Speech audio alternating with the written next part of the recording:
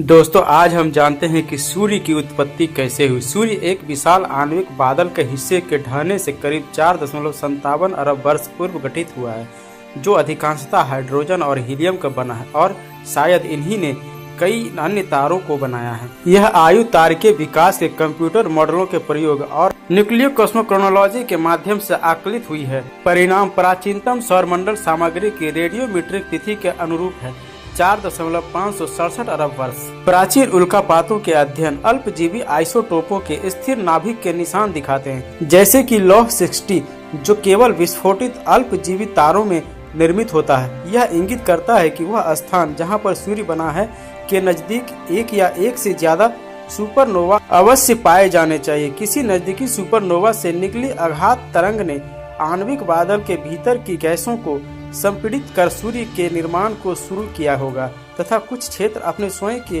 गुरुत्वाकर्षण के अधीन ढहने से बने होंगे। जैसे ही बादल का कोई टुकड़ा ढहा, कोणीय गति के संरक्षण के कारण यह भी घूमना शुरू हुआ और बढ़ते दबाव के साथ गर्म होने लगा। बहुत बड़ी द्रव्य राशि केंद्र में केंद्रित हुई, जबकि शेष बाहर की ओर चपट कर एक डिस्क में तब्दील हुई, जिनसे ग्रह व अन्य सौरमंडलीय निकाय बने।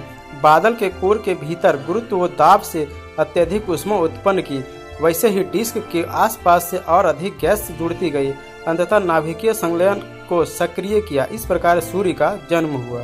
इस जलते हुए गैसीय पिंड को दूरदर्शी यंत्र से देखने पर इसकी सतह पर छोटे बड़े धब्बे दिखाई पड़ते हैं।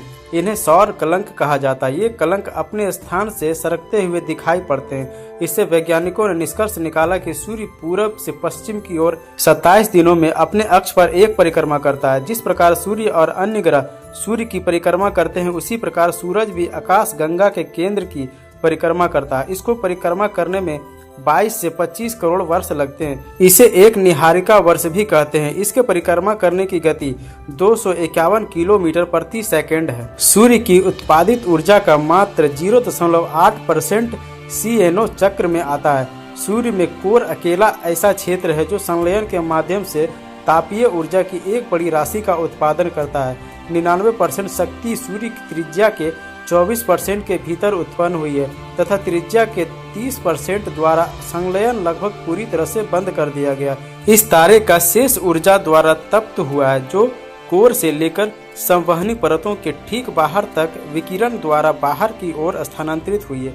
कोर में संलयन द्वारा उत्पादित ऊर्जा को फिर उत्तरोत्तर कई परतों से होकर सौर प्रभा मंडल तक यात्रा करनी होती है, इसके पहले कि वह सूर्य प्रकाश अथवा कणों की गति ऊर्जा के रूप में अंतरिक्ष में पलायन करती है। तो दोस्तों, आपने इस वीडियो में यह जाना कि सूर्य की उत्पत्ति कैसे हुई। वीडियो अच्छी लगे तो वीडियो को लाइक और चैनल को सब्सक्राइब करें। धन्यवाद।